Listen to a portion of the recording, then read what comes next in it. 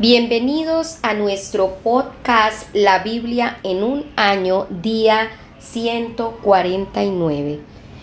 El tema de hoy es cómo responder al conflicto. La galcera saltarina es un antílope parecido al venado que normalmente está muy alerta a los depredadores. Sin embargo, recuerdo una vez que vi un documental sobre la vida salvaje de la BBC que había sido filmado, dos gacelas luchando entre sí en el desierto de Kalahari. Mientras ellas se dejaban absorber en la lucha, no notaron que el león rondaba a su alrededor esperando su oportunidad de atacar. Mientras lo veía, vino a mi mente una imagen de la iglesia. Cuando en la iglesia luchamos entre nosotros, nos volvemos muy vulnerables al ataque. Su enemigo, el diablo, ronda como león rugiente buscando a quien devorarlo, dice Primera de Pedro, capítulo 5, verso 8.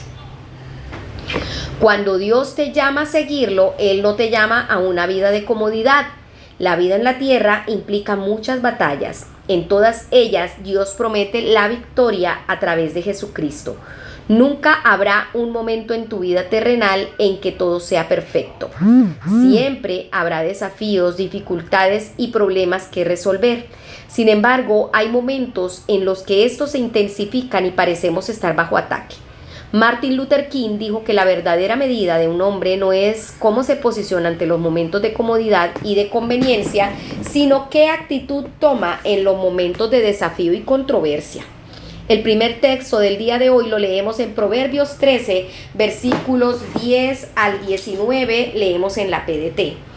El orgulloso solo causa problemas, pero la sabiduría está con los que oyen consejos. Las riquezas mal habidas se acaban rápido, pero el que ahorra las aumenta poco a poco. Cuando se pierde la esperanza, se debilita el corazón, pero un deseo alcanzado es un árbol de vida. El que no obedece el mandato pagará por ello. El que lo respeta será recompensado. Las enseñanzas del sabio dan vida y salvan de los lazos de la muerte. La gente sensata es apreciada, pero la vida es dura para los desleales. El inteligente piensa antes de actuar, pero el bruto exhibe su ignorancia. El mensajero perverso se mete en problemas, pero el mensajero leal trae soluciones. El que desprecia la corrección tendrá pobreza y deshonra, pero el que la acepta ganará el aprecio de la gente. El deseo cumplido produce alegría, pero el insensato odia alejarse del mal. Primer punto, evita las peleas innecesarias. El autor de Proverbios pone en contraste a los sabios. La sabiduría está con quienes oyes consejos, dice, con los necios, porque dice que el necio detesta alejarse del mal. No debe sorprendernos que experimentemos conflictos. En este pasaje, vemos dos ejemplos. Las peleas. El orgullo solo genera contiendas. La pelea es una de las experiencias más agotadoras de la vida, ya sea en un matrimonio, entre amigos, con colegas o en la iglesia. Aquí vemos que una de las causas de las peleas puede ser el orgullo. Si estás dispuesto a admitir tus errores y tus fallos con humildad, puedes evitar muchas peleas. Otra clave es escuchar atentamente a los demás. Ciertamente la soberbia producirá contienda, pero con los que admiten consejo está la sabiduría. Lo otro son las decepciones. La esperanza frustrada aflige el corazón, dice en el versículo 12. O como lo dice en la versión de Message, o sea, el mensaje, la decepción incesante te aflige el corazón. Este es otro tipo de ataque que es repugnante. Cuando hemos tenido una visión por algo y se detiene, o cuando nuestros planes se retrasan debido a algún ataque o desilusión, la decepción incesante hace que se enferme el corazón. Luchamos con nuestros propios planes y nuestras circunstancias. Por otro lado, no hay nada más satisfactorio que perseverar y ver parte de tu visión cumplida. El deseo cumplido es un árbol de vida. El deseo cumplido endulza el alma. En medio de todos los ataques de la vida, hay momentos de gran gozo, plenitud y satisfacción. Vamos a orar. Amado Señor, en medio de los retos, ayúdame a correr la carrera con perseverancia, con mis ojos fijos en Jesús, así como lo dice Hebreos capítulo 12, versículos del 1 al 3. Te lo pido en el nombre de Jesús. Amén. El segundo texto bíblico está en Juan capítulo 18, versículos del 1 al 24. Vamos a leerlo. Cuando Jesús terminó de orar, salió con sus seguidores y cruzaron el arroyo del Cedrón. Allí había un huerto donde entró Jesús con sus seguidores. Judas, el que traicionó a Jesús, ya conocía ese lugar porque Jesús se reunía con frecuencia allí con sus seguidores. Él fue allí con un grupo de soldados romanos y guardias del templo, enviados por los jefes de los sacerdotes y los fariseos que llevaban lámparas, antorchas y armas. Entonces Jesús, como ya sabía lo que le iba a suceder, salió y les dijo: ¿A quién buscan? Ellos respondieron: a Jesús de Nazaret. Él les dijo: yo soy. El traidor Judas ya estaba con ellos. Cuando les dijo yo soy, se echaron para atrás y se cayeron. Entonces de nuevo Jesús les preguntó: ¿a quién están buscando? Dijeron: a Jesús de Nazaret. Jesús contestó: ya les dije que yo soy. Así que si me están buscando, dejen ir a estos hombres. Él dijo esto para que se cumpliese lo que se había dicho: no he perdido a ninguno de los que me diste. Entonces Simón Pedro sacó la espada que tenía y le cortó la oreja derecha al siervo del sumo sacerdote, uno llamado Malco. Jesús le dijo a Pedro: coloca la espada en su lugar. ¿Acaso no debo de beber de la copa que el Padre me dio? Llevaban a Jesús ante Anás. Entonces el grupo de soldados, el comandante y los guardias judíos arrestaron a Jesús y lo ataron. Lo llevaron primero a Anás, quien era el suegro de Caifás, el sumo sacerdote de ese año. Caifás era el que les había dicho a los líderes judíos que era mejor que un hombre muriera por todo el pueblo. Simón Pedro y otro seguidor iban detrás de Jesús. El otro seguidor era conocido del sumo sacerdote, así que entró con Jesús al patio de la casa del sumo sacerdote. Pero Pedro se quedó afuera, cerca de la puerta. Luego el otro seguidor, el que era conocido del sumo sacerdote, salió para hablar con la muchacha que cuidaba la puerta e hizo entrar a Pedro. Entonces la muchacha le dijo a Pedro: ¿no eres tú uno de los seguidores de ese hombre? Pedro respondió: no, yo no. Los siervos y los guardias habían hecho una hoguera con carbón porque hacía mucho frío y se estaba calentando. Pedro también estaba con ellos y se calentaba. Entonces el sumo sacerdote le preguntó a Jesús acerca de sus seguidores y sus enseñanzas. Jesús le contestó: yo siempre hablé abiertamente a todo el mundo, siempre enseñé en las sinagogas y en el área del templo, donde todos los judíos se reúnen. Nunca dije nada en secreto. ¿Por qué me haces esas preguntas? Pregúntales a los que me han oído. Seguro que ellos saben lo que les dije. Cuando dijo eso, uno de los guardias del templo, que estaba parado cerca de Jesús, le dio una bofetada y le dijo: ¿cómo te atreves a responderle así al sumo sacerdote? Jesús le contestó: si dije algo malo, dile a todos que fue lo malo que dije. Pero si lo que dije es cierto, ¿por qué me pegas? Después Anás envió a Jesús atado a donde estaba Caifás, el sumo sacerdote. Segundo punto: confía en Dios y en que Él puede sacar lo bueno del mal. A veces la culpa de que el conflicto entre nuestras vidas es solo nuestra. Sin embargo, no siempre es necesariamente el caso. Los ataques contra Jesús no ocurrieron como resultado de su propio pecado o fracaso. Más bien, fueron el resultado de la maldad, pero Dios los usó para el bien. Una vez que hubo orado por la unidad, Jesús se adentra en el mundo del conflicto, solo y desprotegido. Lleno de amor y de bondad, Jesús es arrestado y condenado a la muerte. Él da su vida para dar vida.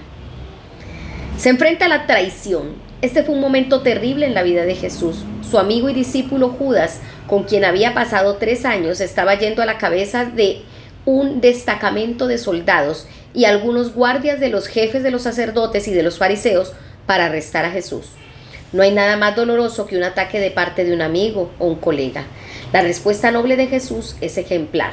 Se mantuvo en calma, rehusó usar la violencia y tuvo un extraordinario autocontrol. Jesús, para proteger a sus discípulos, afronta al grupo de poderosos hombres armados traídos por Judas. refrena el intento de Pedro de recurrir a la violencia por defenderlo, pues no quiere resolver aquel conflicto usando los caminos del mundo. También se enfrenta a los malos tratos.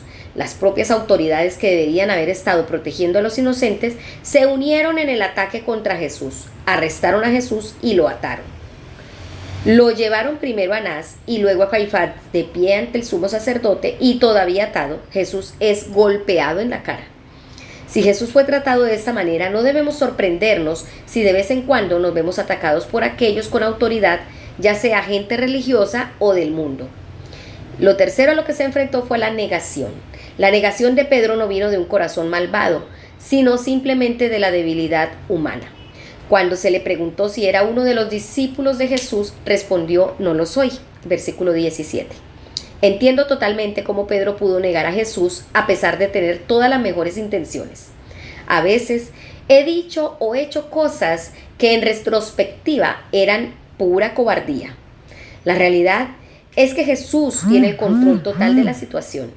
Él sabía todo lo que te iba a suceder, versículo 4, y actuó para cumplir su propia oración del capítulo anterior. En el versículo 9 vemos el capítulo 17-12, Jesús fue a su muerte a beber el trago amargo que el Padre da a beber, pagando el castigo por nuestro pecado y maldad. Jesús pagó la pena por nosotros. Era preferible que muriera un solo hombre por el pueblo. La muerte de Jesús es en lugar de Pedro y cada uno de nosotros. Se enfrenta al ataque de la muerte y el juicio para que tú no tengas que hacerlo. Jesús se deja atar para que pueda ser desatado y liberado. Aleluya. Vamos a orar. Amado Padre, dame coraje y sabiduría para saber cómo responder con dignidad y gracia cuando esté bajo ataque. Ayúdame a confiar en que en todo trabajas para el bien de los que te aman y son llamados según tu propósito, como lo dice Romanos 8:28. Vamos a leer el tercer texto bíblico que lo encontramos en 1 de Samuel, capítulo 21 hasta el capítulo 23. David escapa de Saúl. David se fue al pueblo llamado Nob para ver al sacerdote Ahimelech. Al llegar David a Nob, Ahimelech salió a su encuentro. Él temía por David y le preguntó: ¿por qué estás solo? ¿Por qué no viene nadie contigo? David respondió: cumplo una orden del rey y me dijo que no lo dijera a nadie sobre esta misión, que nadie debería saberlo. Le dije a mis hombres dónde encontrarme. ¿Qué tienes de comer? Dame 5 piezas de pan o lo que tengas de comer. El sacerdote le dijo a David: aquí no tengo pan común y corriente, pero sí tengo algo de pan sagrado. Tus oficiales lo pueden comer si no han tenido relaciones sexuales con ninguna mujer. David le respondió: no hemos estado con ninguna mujer. Mis hombres mantienen su cuerpo puro cada vez que salimos a la batalla, aún en misiones ordinarias, y especialmente hoy que nuestra misión es extraordinaria. Como no había más pan que el sagrado, el sacerdote le dio a David de ese pan. Era el pan que los sacerdotes ponían en la mesa sagrada ante el Señor. Todos los días lo quitaban y lo cambiaban por pan fresco. Ese día estaba allí uno de los oficiales de Saúl llamado Doeg, el edomita, que había tenido que quedarse en el santuario del Señor. Él era el jefe de los pastores de Saúl. David le preguntó a Ahimelech: ¿tienes alguna lanza o espada por aquí? El asunto del rey es muy importante. Tengo que irme deprisa y no traje mi espada ni ninguna otra arma. El sacerdote respondió: la única espada que hay aquí es la de Goliat, el filisteo que mataste en el valle de La. Está detrás del efod, envuelta en un paño. Puedes tomarla si quieres. David le dijo: dámela. No hay como la espada de Goliat. David huye a diferentes lugares. Ese mismo día David siguió huyendo de Saúl y se dirigió a Aquis, rey de Gat. Los oficiales de Aquis dijeron: ¿este David, el rey del país de quien cantan los israelitas? Por él bailan y cantan. Saúl mató a miles y David mató a 10,000. David ponía mucha atención a lo que decían, pues tenía miedo de Aquis, rey de Gat. Así que David se hizo pasar por loco frente a Aquis y sus oficiales mientras estaba con ellos. Hacía garabatos en las puertas y dejaba que la saliva le corriera por la barba. Aquis le dijo a los oficiales: miren nada más, este hombre está loco. ¿Para qué me lo traen? Ya tengo suficientes locos, no necesito ni uno más que venga a hacer sus locuras delante de mí. No dejen que entre a mi casa nunca más. Capítulo 22. David salió de Gad y escapó hacia la cueva de Adulán. Cuando sus hermanos y parientes se enteraron de que David estaba en Adulán, fueron a quedarse con él. Muchos se unieron a David. Unos estaban metidos en algún problema, otros debían mucho dinero y algunos más no estaban satisfechos con la vida. Alrededor de 400 se unieron a David y él se convirtió en su líder. David se dirigió a Mizpa en Moab y le pidió al rey de ese lugar: deja que mis padres vengan a vivir con ustedes hasta que yo sepa lo que Dios tiene planeado para mí. Así que David dejó a sus padres con el rey de Moab y se quedaron allí mientras David estaba en la fortaleza. Pero el profeta Gad le dijo a David: no te quedes en la fortaleza, ve a la tierra de Judá. Así que David se fue de allí y se internó en el bosque de Jared. Saúl destruye a la familia de Ahimelech. Mientras estaba sentado a la sombra de un árbol en la colina de Gibeá, Saúl se enteró de que su ejército había oído de David y sus hombres. Con su lanza en la mano se dirigió a los oficiales que estaban a su alrededor. Escuchen bien, hombres de Benjamín. ¿Creen que el hijo de Isaí les dará campos y viñedos? ¿Creen que un hombre de Judá les dará censos y los hará oficiales de centenares y miles de hombres? Ustedes están conspirando contra mí. Han hecho planes en secreto. Ninguno de ustedes me advirtió sobre mi hijo Jonatán, ni que había hecho un pacto con el hijo de Isaí. Nadie cuida mis intereses. Ninguno me dijo que mi propio hijo anima a David a esconderse y atacarme. Esto es lo que está pasando ahora. Doeg, el edomita, que se encontraba entre los oficiales, dijo: yo vi al hijo de Isaí en Nob cuando fue a ver a Ahimelech, hijo de Ahitob. Ahimelech oró al Señor por David y le dio provisiones y la espada de Goliat. Entonces el rey Saúl mandó llamar al sacerdote Ahimelech, hijo de Ahitob, y a todos sus parientes que eran sacerdotes en Nob. Cuando llegaron, Saúl le dijo a Ahimelech: escucha, hijo de Ahitob. Sí, señor, respondió Ahimelech. ¿Por qué tú y el hijo de Isaí conspiran contra mí? Preguntó Saúl. Le diste pan y una espada, consultaste a Dios por él y ahora está por atacarme. David le es fiel a usted, respondió Ahimelech. Ninguno de sus oficiales es tan fiel como él. Además es su yerno, y capitán de su guardia. La propia familia de usted lo respeta. No es la primera vez que oro por David, ni mucho menos. No se culpe a mí ni a mi familia, ya que somos solo sus siervos y no sabemos nada de este asunto. Pero el rey dijo: Ahimelech, tú y tu familia morirán. Y en ese momento el rey ordenó a los guardias que lo acompañaban: maten a los sacerdotes del Señor porque están de parte de David. Sabían que David estaba huyendo y aún así no me avisaron. Pero los oficiales del rey no se atrevían a hacerle daño a los sacerdotes del Señor. Así que el rey le ordenó a Doeg que los matara.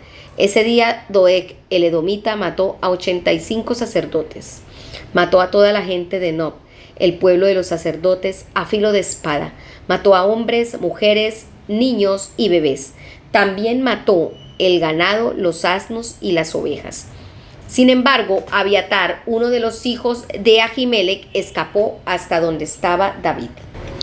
Abiatar le avisó a David que Saúl había matado a los sacerdotes del Señor. Entonces David le dijo a Abiatar: yo soy el responsable por la muerte de tu familia. Cuando vi a Doeg, el edomita, en Nob aquel día, supe que le avisaría a Saúl. Pero no tengas miedo, quédate conmigo. El hombre que trató de matarte es el mismo que quiere matarme a mí. Yo te protegeré si te quedas aquí. David en Keilah, capítulo 23. El pueblo le dijo a David: mira, los filisteos atacaron la ciudad de Keilah y saquearon los graneros. David consultó al Señor: ¿debo ir a pelear contra los filisteos? El Señor le respondió: sí, ve y pelea contra ellos y libera Keilah. Pero los hombres de David le dijeron: mira, si estando aquí en Judá tenemos miedo, imagínate cómo estaremos si vamos a donde está el ejército filisteo. David consultó de nuevo al Señor y el Señor le respondió: ve a Keilah, que yo te ayudaré a derrotar a los filisteos. Así que David y sus hombres salieron hacia Keilah, pelearon contra los filisteos y se apoderaron del ganado. Así David liberó al pueblo de Keilah. Cuando Abiatar, hijo de Ahimelech, escapó y fue a donde estaba David, había llevado un efod con él. El pueblo le dijo a Saúl que David estaba en Keilah y Saúl dijo: Dios me lo ha entregado.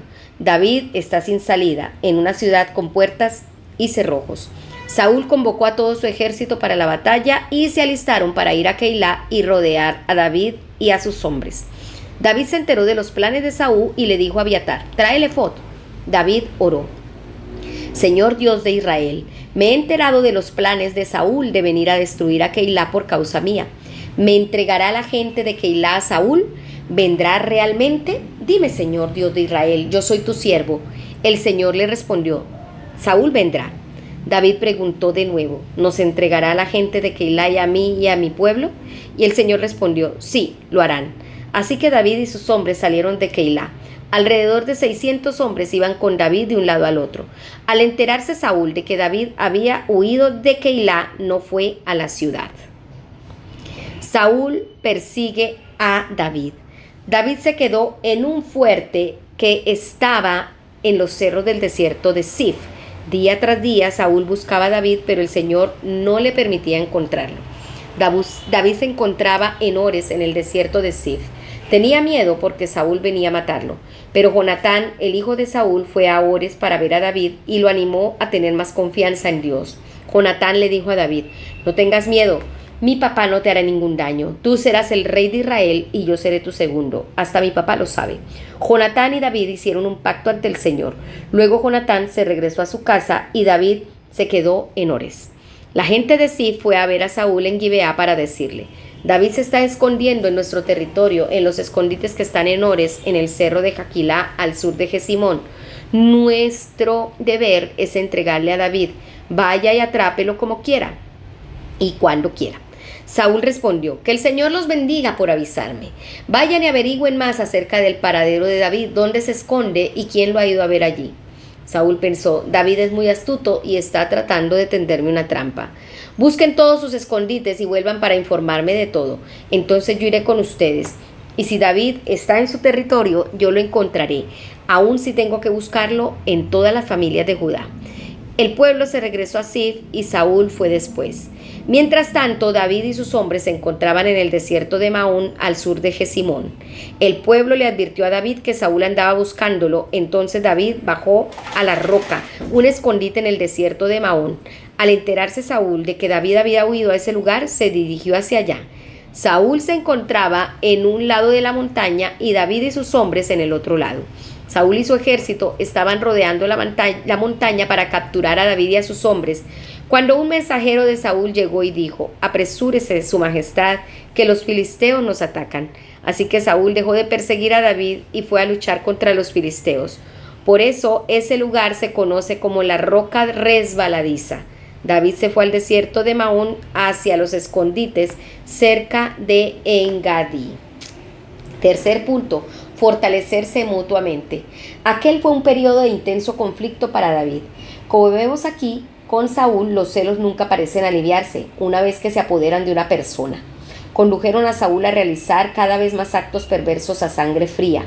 No se pestañeó al destruir una ciudad llena de sacerdotes.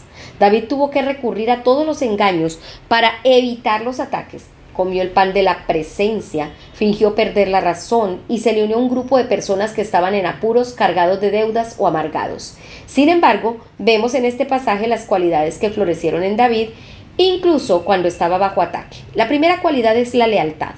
David tenía reputación de ser fiel, en el versículo 14, y era muy respetado. David y Jonatán fueron completamente leales el uno con el otro. Jonatán fue a ver a David en Ores y lo animó a seguir confiando en Dios.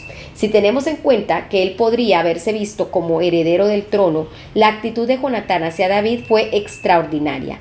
Tú vas a ser el rey de Israel y yo seré tu segundo, verso 17. Estaban completamente comprometidos el uno con el otro. Los dos hicieron un pacto en presencia del Señor. No hay nada que ayude más en tiempos de conflicto que la lealtad de nuestros amigos y familiares. Ellos pueden ayudarte en tiempos difíciles y cuando estás bajo ataque pueden ayudarte con su lealtad y apoyo para encontrar fuerza en Dios. La segunda cualidad es la oración. ¿Cuál es tu primer punto de apoyo cuando tus conflictos llegan a tu vida? Como dice Joyce Meyer, cuando hay problemas, ¿corres al teléfono o corres al trono? En aquella etapa de su vida, David había aprendido la vital importancia de consultar al Señor antes de tomar decisiones. Cuando fue atacado una y otra vez, David consultó al Señor. En este sentido, los ataques pueden acercarte a Dios. Una de las tragedias de esta historia es que, al igual que aquellas dos gacelas El pueblo de Dios, en vez de luchar contra el enemigo real, peleaba entre sí. Esto le dio a los filisteos la oportunidad de atacar. Todavía hoy la iglesia corre el peligro de hacer lo mismo. Dios puede tomar algo que Satanás usa para el mal y la división y convertirlo en algo bueno. Dios usó el ataque de los filisteos para rescatar a David. Dice en el versículo 28, Saúl dejó entonces de perseguir a David y volvió para enfrentarse con los filisteos. Sería maravilloso si la iglesia disolviera sus luchas internas y en unidad se enfrentara a los verdaderos enemigos que amenazan con destruir nuestro mundo, como la injusticia, la trata de personas, las enfermedades y la pobreza. Vamos a orar. Amado Padre, ayúdanos a ser leales los unos con los otros, a detener los combates en la iglesia y a unirnos para enfrentarnos a los ataques reales del exterior. Ayúdanos, Señor. En el nombre de Jesús. Amén. Pipa añade, tomando Proverbios 13:12, la esperanza frustrada aflige el corazón, el deseo cumplido es un árbol de vida. Verdaderamente, la decepción es algo que puede hacerte enfermar. Si la dejas aumentar, te comerá. No estoy segura de cuál es el remedio, excepto llevarla a Dios, tratar de dejarla atrás y confiar en la soberanía de Dios, aunque no siempre sea fácil. Muy bien, esperamos que este devocional sea de mucha bendición para sus vidas y recordemos que este devocional fue escrito por el pastor Nicky Gumbel de la iglesia HTB en Londres y la voz de este podcast es de Marisol Rojas. Que el Señor les bendiga.